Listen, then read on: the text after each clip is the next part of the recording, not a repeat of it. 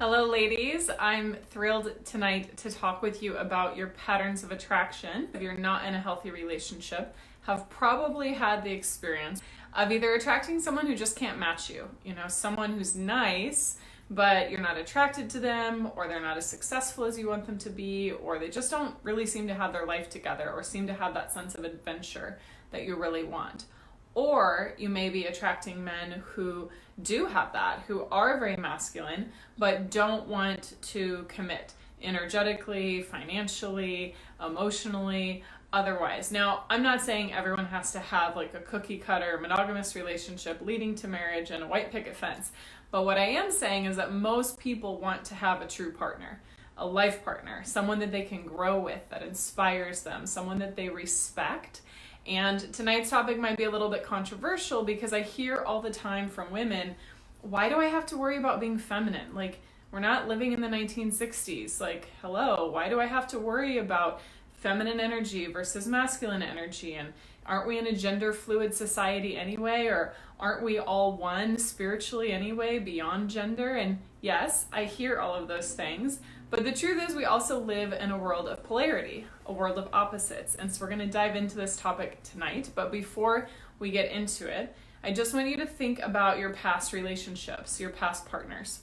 Have you toggled between someone who feels really safe, but then you get bored, and someone who feels really exciting, but deep down can't actually give you what you want in terms of connection or consistency?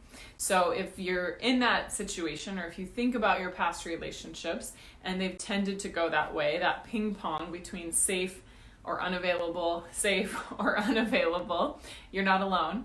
But it's something to be aware of, because we might think that we're attracting a different sort of partner, but oftentimes when we look back at our relationship history, our partner is a very similar person we tend to attract.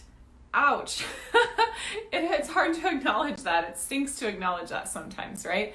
Because we want to believe, well, I'm growing, I'm changing, I should be attracting someone different.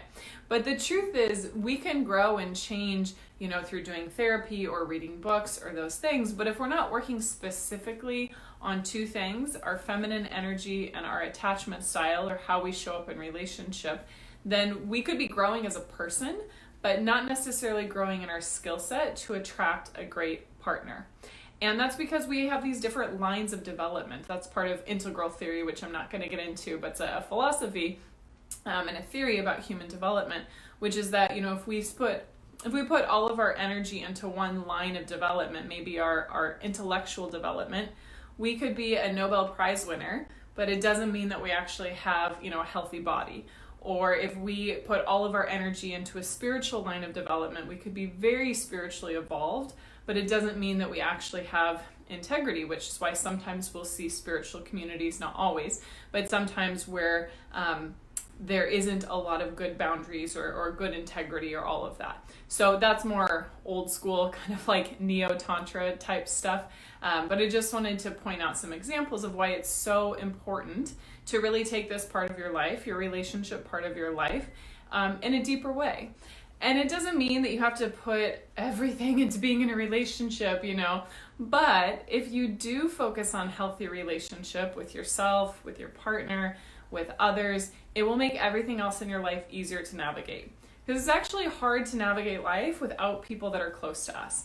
So again, I'm not saying that this has to be the only thing that you focus on in your life, but if you don't focus on it, chances are when you get to the end of your life, you'll wish that you would have had more fulfilling relationships, or a loving partner to hold your hand in those last moments, or, a really good relationship with your children. So let's get back to the feminine energy and why this is so important. Think about the female role models that you look up to. Maybe it's Oprah, maybe it's Cleopatra, maybe it's Joan of Arc, it might be Michelle Obama. There could be a bunch of different feminine leaders or feminine energy.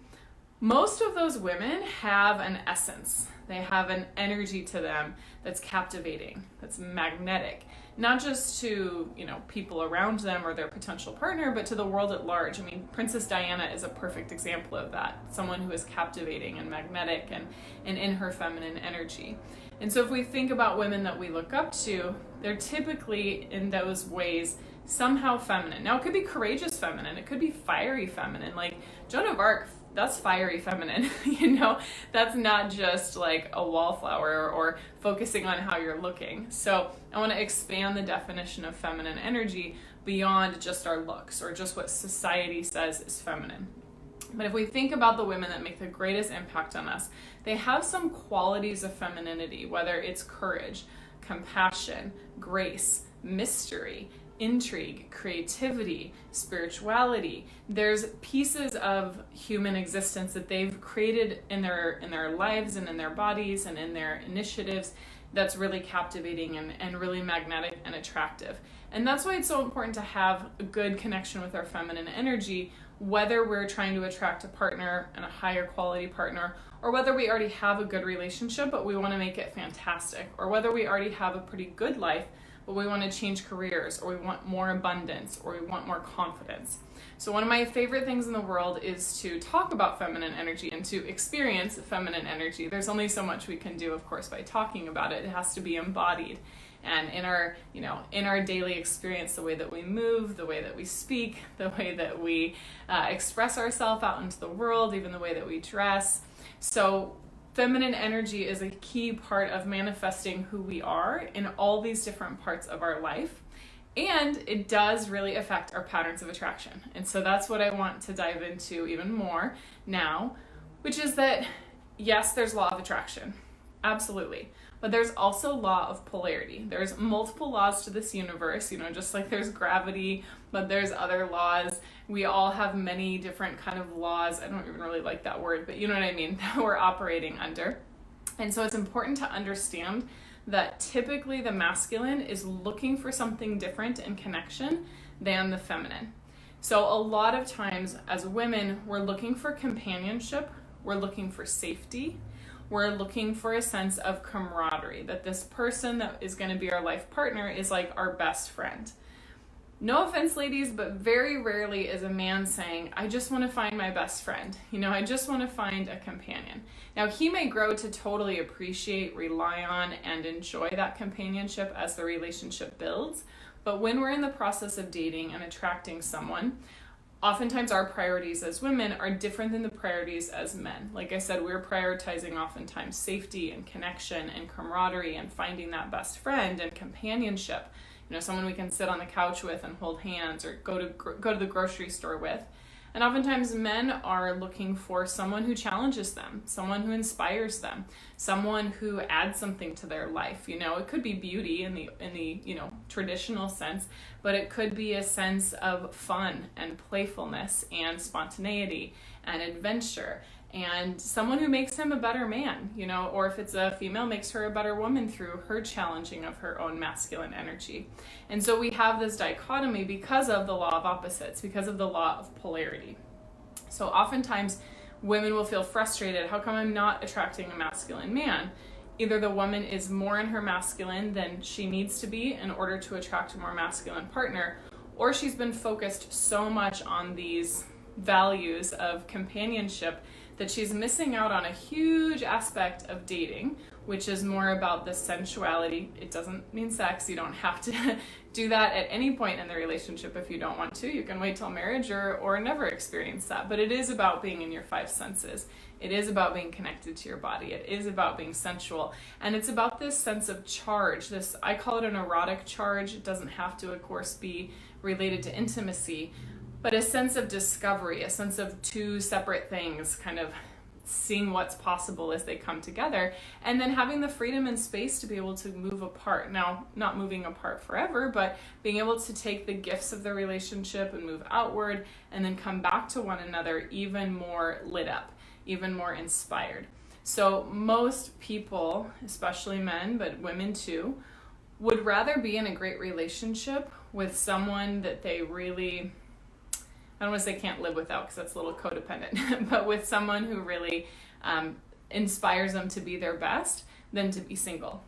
And I know there's a myth in our culture that like men don't want to commit or they don't want relationship.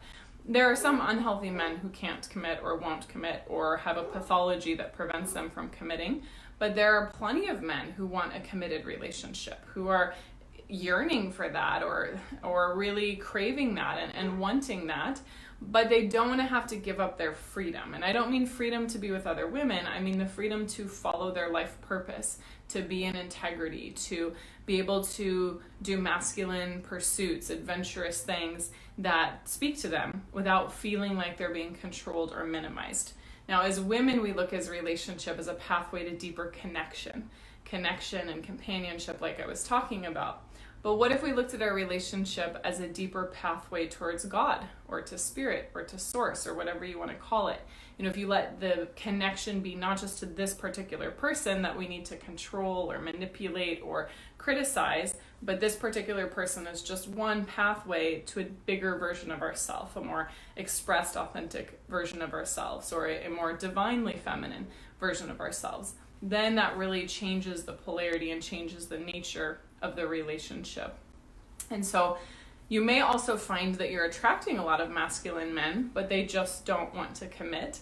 And so it's not necessarily because this guy is a bad person or he's not capable of commitment, because how many of us have been in that situation where we date someone and then we break up, and then like 6 months later he's in a serious relationship, or sometimes even sooner, and you're like, what the heck just happened? Now, each situation is of course a little bit different, but what I see in that is that we've become oftentimes as women man trainers. You know, we're kind of training the guy on how we want to be treated or how to be in relationship, but we're emasculating him in the process, or we're controlling or taking over in the process. And so that sense of freedom through relationship gets squashed, and the masculine partner then feels like there's more limitation by being in a relationship than more possibility. But if both partners feel like there's possibility to be their best selves, possibility to follow their passions, possibility to grow and evolve spiritually while still having a lot of fun and passion and adventure, then that relationship is just going to get better and better and better. And I'm just going to brag for a second. My husband bought me these beautiful roses 2 days ago, totally unexpectedly. He's been doing all these nice little things, and he always, like, I shouldn't say always, doesn't always do that, but he oftentimes will do that. You know, he'll surprise me with treats or surprise me with the way that he cares for me, opening my door. And we've been together for 4 years now. And granted, you know, maybe talk to me when we've been together 25 years, but my truest belief is that relationship can get better and better. You know, our career goes up a steady progression, you know, maybe some ups and downs, but it keeps going up over the course of our life. Why wouldn't our romantic relationship just keep getting better and better and better? So I'm going to check my notes really quick because I want to make sure that I'm covering all the nuggets that were really important to me on this talk. What I wanted to say is the law of opposites, or the law of polarity. So oftentimes, you know, we'll be seeking our partner and we'll be looking for all the ways that they're the same as us, but we won't be attracting a man who's really like that, because the masculine tends to do more with the law of opposites, or the law of polarity, than the feminine, which is seeking closeness, and the masculine is seeking that healthy tension or that healthy distance. But I will say that you do attract your equal, so to speak, when it comes to the amount of work that you've done, you know. So if you've done a lot of personal work and you're attracting men who have not done their personal work, you know, sometimes that just happens and we need to let them go quickly, because it's not, you know, a good use of your time to keep dating someone. But B, there may be some hidden thing beneath the surface where you've gotten comfortable being in the motherly role or the therapist role on a date, or seeing the best in someone but not seeing their humanness. A lot of women who have beautiful spiritual practices and a lot of depth, they miss who the human is. They see the potential, but we can't date potential. You know, we can only be present in relationship with the person that's showing up with us as they are, messy and divine and chaotic and, you know, obviously, or I would hope humble in some ways at the same time. But oftentimes, if you're not attracting someone who you would consider to be your equal, it's because they either haven't done their work, but you're treating them with pity or with mothering or smothering or therapizing because it feels safer for you. It feels safer to do that than to try to reject someone or try to date someone more like your equal. Or you haven't yet given yourself permission to really be with someone who can match you. So matching you, to me, is people who are different in many ways, masculine, feminine, other, you know, nice kind of balances between the relationship, but they both are committed to the same values. I'm a huge proponent of values-based dating. So finding a partner who has similar values as you do, but expresses them perhaps in different ways.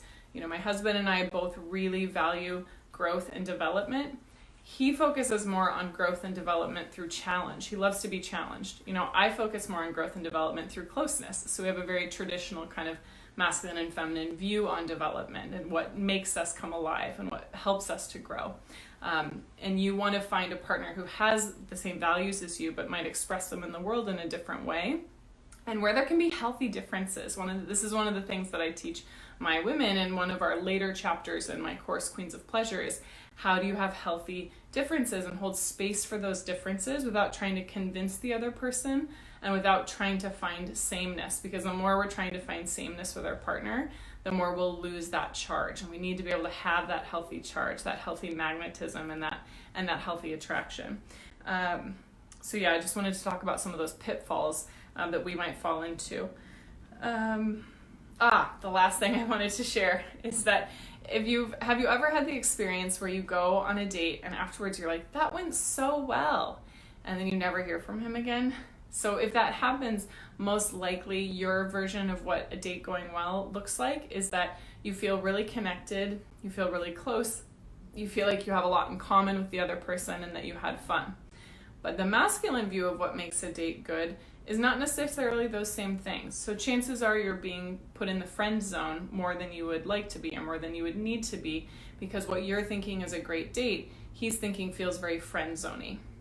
This is something I work a lot, again, with my clients on, which is having mystery, having intrigue, having a sense of healthy tension and healthy, connection back to yourself versus just giving of your joy or your energy or your excitement.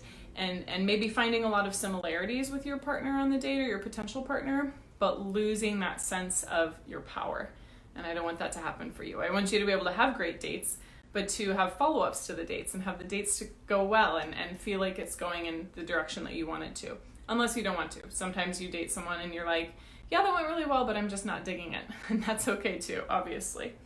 Related to that, it's not so much about completing you, like that Jerry Maguire phrase, you complete me, because you don't need to be completed. You're already whole. You're already freaking amazing. You already have a lot to offer.